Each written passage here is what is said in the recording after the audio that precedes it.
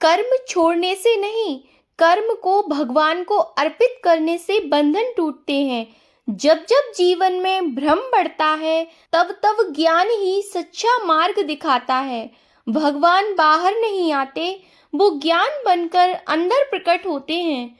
जो कर्म ज्ञान के साथ करता है, वही कर्म उसे मुक्ति की ओर ले जाता है। अज्ञान आग है, पर ज्ञान वह अग्नि है जो हर पाप को भस्म कर देती है। गीता सिखाती है, भागना नहीं है, जागना है, जागकर जीना है।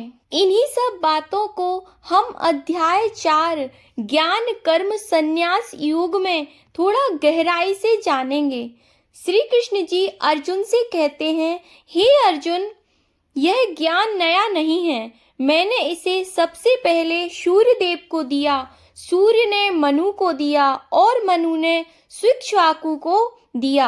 अर्जुन चकित होकर प्रश्न पूछता है, हे कृष्ण, आप तो मेरे सामने खड़े हैं, फिर आपने ये ज्ञान पहले कैसे दिया?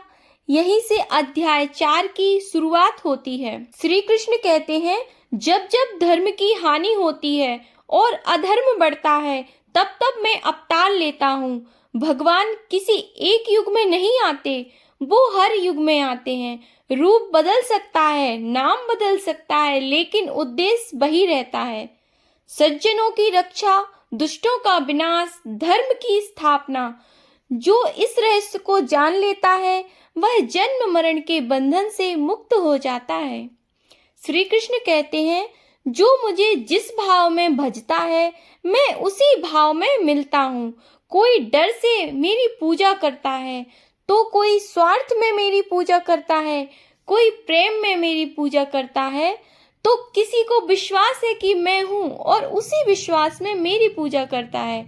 भगवान सबको स्वीकार करते हैं, इसलिए पूजा दिखावे से नहीं, भाव से होनी चाहिए।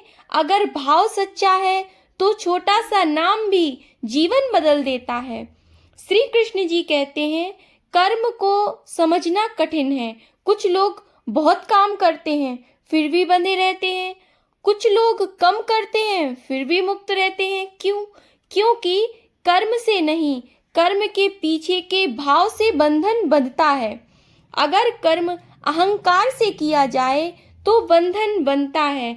अगर कर्म ईश्वर को अर्पित करके किया जाए, तो वही कर्म मुक्ति बन जाता है। श्री कृष्ण कहते हैं, ज्ञान यज्ञ से बढ़कर कोई यज्ञ नहीं है।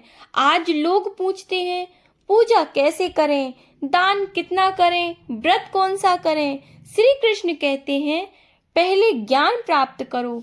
ज्ञान से ही अज्ञान मिटता है, भय खत्म होता है और जीवन स्पष्ट होता है। जिसके पास ज्ञान है, वो परिस्थितियों में नहीं फंसता। श्री कृष्ण कहते हैं, ज्ञान को पाने के लिए गुरु के पास जाओ, विनम्रता से गुरु के पास जाओ, प्रश्न करके, सेवा भाव से। ज्ञान किताब से नहीं, अनुभव से जीवन में उतरता है। गुरु बाहर से भी हो सकता है, गुरु जीवन से भी गुरु बन सकता है। जीवन भी हमें बहुत कुछ सिखा सकता है, गुरु की तरह ही। जो सीखना चाहता है, उसे हर परिस्थिति कुछ ना कुछ सिखा ही देती है। श्री कृष्ण कहते हैं, जैसे अग्नि ईंधन को जला देती है, वैसे ही ज्ञान सभी कर्मों को भस्म कर देता है।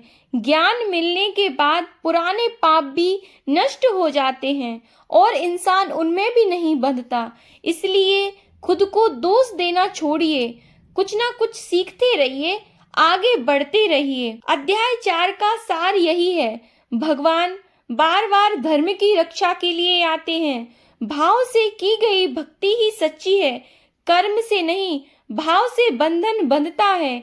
ज्ञान सबसे बड़ा यज्ञ है, गुरु और सीख सबसे बड़ी संपत्ति है। यही है ज्ञान कर्म संन्यास योग। अगर ज्ञान मिल जाए तो कर्म बोझ नहीं रहता, और अगर कर्म शुद्ध हो जाए तो जीवन अपने आप सुंदर हो जाता है।